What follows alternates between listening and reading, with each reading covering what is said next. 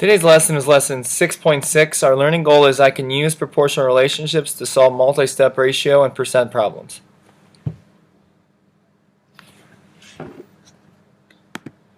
Let's go right into notebook practice.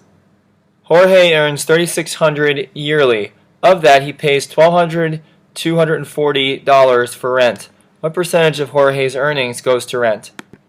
One thing you want to think about when you're solving this problem is percent over 100 is equal to part over whole. Let's fill in what we have. So we have percent. Our percent is, well, we're missing our percent. When you want to purchase something. And our partial amount. That's fine. You can play it. It's fine. Over 3,600. That's our whole amount. Now remember that it's percent over 100, so we have to do 100% like that. Now we could solve this using the hard method, or as some people like to say, just cross multiply. So we have 3,600 x is equal to, and we multiply 100 times 12,240, and when we multiply 12,240 times 100, we get 1,224,000. Now I have on the left side 36,000, and on the right side I have 1,224,000. Next I divide both sides by 3,600.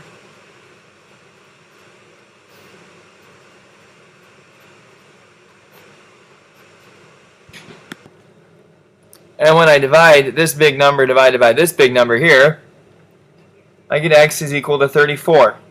So what percent of Jorge's earnings goes to rent? 34% of his earnings. Remember when you're solving these percent problems to use percent over 100 is equal to part over whole. Aaron earns a weekly salary of $350 plus a 7% commission on sales. Last week his total sales was $3,200. What was his total pay? It's called optimism. Did you go out with Rachel? To be consistent with what we did in our last example, we had percent over 100 equals part over whole. We're going to do the same thing for this one.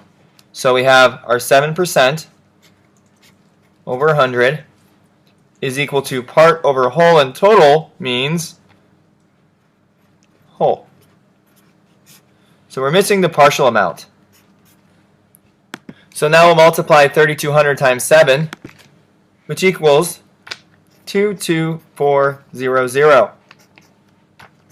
Next I'll multiply, pencil broke. Next I'll multiply 100 times x to get 100x. Now I divide both sides by 100. 100s cancel out. Remember when we divide by 100, it's like moving the decimal over 2 places from the right. So I'll move the decimal over from the right 2 spots to get 224. Now this isn't my final answer because it wants to know what his total pay was. Can you think about how to find his total pay if his weekly salary is $350? Well, feel free to pause the video and try this on your own if you'd like. Well, if you said we need to add $350 to 224, then you were incorrect, because that's correct. Add those two things together there. They get 574. So this total pay for that week was $574. Last year, Mr. Raymond earned $31,025. Of that amount, he spent $3,612.59 on food. What percent of his income went to food? Round to the nearest tenth. So we'll continue using our strategy we developed in the beginning of our lesson, which equals percent over 100 over part over whole. Okay, so what is our percentage? Well, there isn't a percentage, so we're going to put an X there. And our partial amount is 3612.59.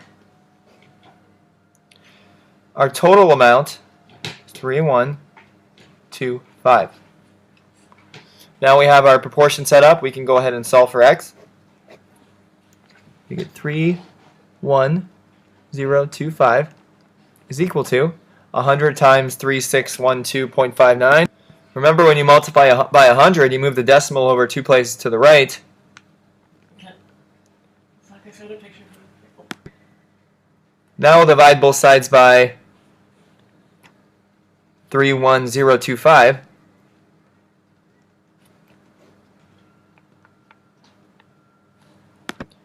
To get a really messy decimal, which is like 11,644,1257. Now I want to estimate that to the nearest 10th place, or the 10th percent. So remember, this is the 10th percent.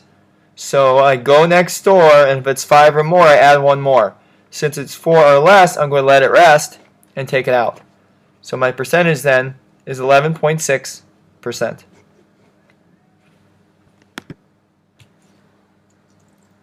Wrapping up today's lesson, you learned how to use proportional relationships to solve multi-step ratio and percent problems. Congratulations!